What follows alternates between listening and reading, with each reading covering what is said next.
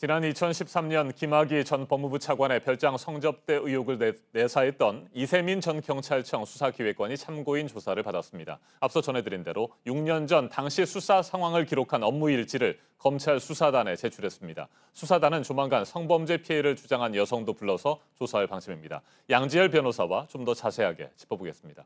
어서 오십시오. 네, 안녕하세요. 네, 이세민 전 경찰청 수사기획관 2013년에 김학의 전 법무부 차관을 내사했던 인물인데 네. 그해 4월에 경찰대 학생 지도부장으로 발령이 났습니다. 이게 좌천성 인사라는 거 아니겠습니까? 그렇다고 봐야겠죠, 네. 사실. 그러니까 2014년 3월 18일에 경찰에서는 본격적으로 내사에 들어가서 수사에 착수를 합니다. 그런데 아시다시피 그러고 김학의 전 차관이 바로 자리에서 물러났고 일주일 만에, 그리고 이세민 지금 기획관 같은 경우가 경찰대 학생 지도부장으로 갔거든요. 네. 그러니까 경찰청 본청에서 수사를 담당했던 사실상의 책임자였는데 갑작스럽게 아무래도 수사 실무와는 관계가 없는 경찰대학으로 갔다는 것은 좌천성이라고 봐야겠고, 그 이후에도 본청으로 결국 돌아오지는 못하고 지방청을 근무를 하다가 퇴임을 하신 분입니다. 그러니까 그게 결국 문제가 돼서 경찰 내에서는 자리를 잃었다라고 평가를 해야겠죠. 네, 당시 수사 상황 기록이 담긴 업무 일지 사본을 제출했다고 하는데 네. 여기에 중요한 내용들이 담겨 있다고 한다면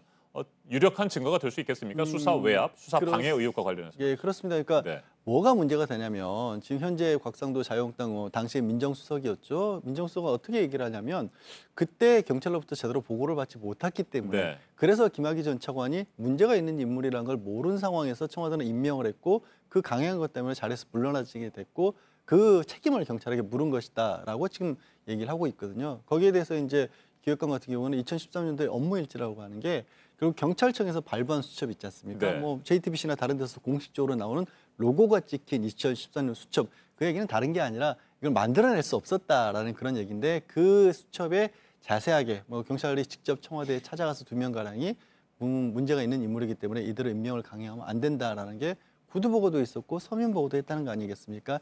당시의 상황을 그대로 적어놨기 때문에 이 부분이 결국에는 경찰에서는 다 보고를 했었고, 뭔가 김학의 전 차관이 잘못 임명된 책임을 결국엔 경찰 측에 넘기기 위해서 곽상도 수석은 경질한 표현을 했던 게 아니냐. 그리고 그 이후에 청와대에서 잘못된 인물이라는 것을 알면서도 임명을 강행을 했고 실제로 문제가 있다는 게 세상에 밝혀지게 되면 결국 이게 당시에 박근혜 정권에 타격이 올 수 있기 때문에 이게 잘못된 책임을 경찰에 돌리기 위해서 경질성 인사를 했다, 문책성 인사를 했다, 이런 부분이 이제 직권남용 혐의 아니겠습니까? 그 부분을 밝히는데 업무 일지가 있다라면, 그리고 그게 사실로 밝혀진다라면 상당히 도움이 될 거라는 거죠. 네, 그런데 당시 청와대 민정수석이었던 곽상도 자유한국당 의원은 경찰 인사는 자신의 권한 밖이다. 예. 그렇기 때문에 직권남용과 상관이 없다. 이렇게 주장을 하고 있는 상황 아닙니까? 그러니까 이제 당시에 이제 법적으로 봤었을 네. 때 경찰청 인사와 관련된 부분은 직접적으로는 정무수석실을 산하했다라는 거죠. 그렇기 때문에 민정수석실을 담당했었기 때문에 우리는 경찰청 인사와 관계가 없다라는 얘기를 하고 있고요. 그 부분에 대해서 이제 사실관계 확인이 필요하겠죠. 네. 그러니까 인사를 책임지고 있는 게 정무 라인은 맞는데, 그렇다고 하더라도 총괄하는 책임 같은 경우는 민정 라인이 있었다, 민정수석 라인이 있었다라는 게 또 보통의 의견 아니겠습니까? 그때 당시로서는 또 한 부분은 또 경찰청 말고 공직기강 비서관실도 있었기 때문에 각각의 업무 분야가 어떻게 됐었고 실제로 그분들을 다 통합을 해서 관리할 수 있는 책임이나 권한이 민정수석실에 있었는지, 그리고 무엇보다도 결국에 이제 박근혜 전 대통령이나 다른 쪽으로부터 비서실장으로부터 지시를 받아서 이런 어떤 문책성 인사를 했었던 것인지, 이 부분을 밝혀내는 게 현재 대검찰청의 수사단의 몫이겠죠. 네, 이세민 전 수사기획관뿐만 아니고 김학배 당시 수사국장도 관련해서 뭐 인사 조치를 당하지 않았습니까? 네, 김학배 수사국장, 그다음에 이명교 특수수사과장, 방기수 정보범죄과장, 지휘란 전체가 비슷한 어떤 인사를 받았거든요. 그거는 이제 그 부분에 대해서 추가 조사를 해야겠죠. 그게 결국에는 전체 라인에 대해서 이렇게 뭔가 문책성 인사를 받았다고 한다라면, 그리고 사실은 경찰로서는 책임질 만한 사유가 없었다고 한다면, 그러니까 다른 게 아니라 이미 김학의 전 차관이 임명되기 전부터 수차례에 걸쳐서 만류를 하는 입장이었다고 한다면, 그 이후에 이 잘못된 인사가 잘못된 것이 청와대가 자신들의 책임을 벗어나기 위해서 경찰에게 직권남용을 해서 문책성 인사를 했다라는 게 밝혀져야겠죠. 네, 별장 성접대와 관련된 동영상, 고화질의 동영상이 지난주에 공개가 됐습니다. 이 부분은 어떻게 보십니까?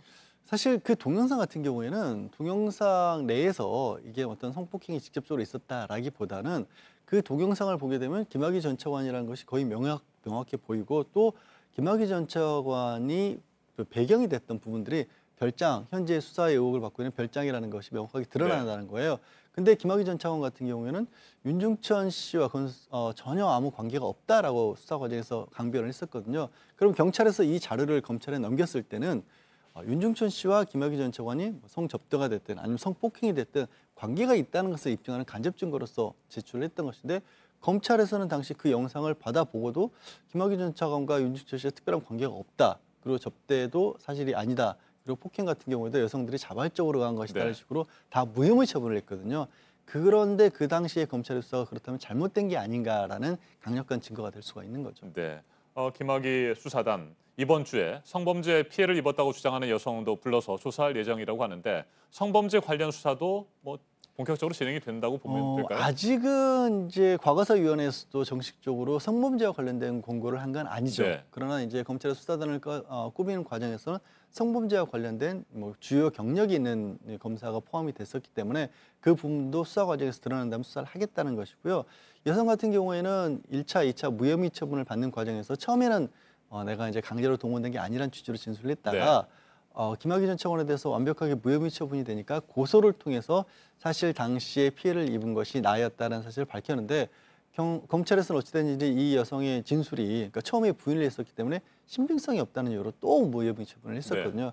그래서 이번에는 다시 나가서 왜 그러면 검찰에서 당시에 어떤 식으로 질문을 했고 어떤 식으로 수사를 했었고 혹시라도 검찰에서 수사 자체를 처음부터 그러니까 그냥 무혐의로 처분을 하기 위해서 수사를 했던 게 아니냐라는 부분. 그러면 이건 또 다른 어떤 직권남용이 될 수가 있기 때문에 일단 성범죄보다도 그 검찰의 무혐의 처분이 됐던 과정을 돌아보는 수사가 될 것으로 보입니다. 네. 이 피해를 입었다고 주장한 여성의 경우에 윤중천 씨가 김학의 전 차관에게 돈 봉투를 건네는 흰 봉투를 건네는 모습도 목격했다 이렇게 주장을 하지 않았습니까? 뇌물수수에 대한 혐의 수사는 어떻게 진행되는 겁니까?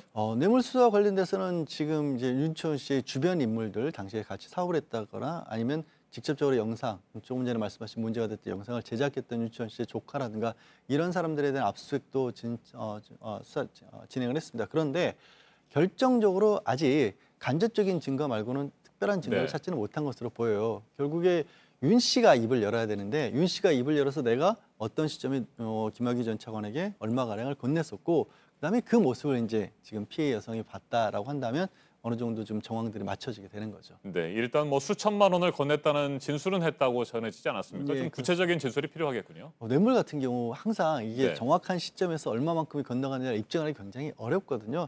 결국 얼마만큼 윤 씨가 적극적인 진술을 하느냐에 따라 있는데 그 진술을 확보하기 위해서는 사실은 윤 씨로 하여금 입을 열게끔 만드는 간접적인 어떤 증거들도 필요한 상황이라는데 아직까지는 검찰에서 말씀드린 주변 인물들에 대한 수사 과정에서 특별한 증거를 찾지는 못한 것으로 보입니다. 알겠습니다. 양지열 변호사님 말씀 잘 들었습니다. 네, 고맙습니다.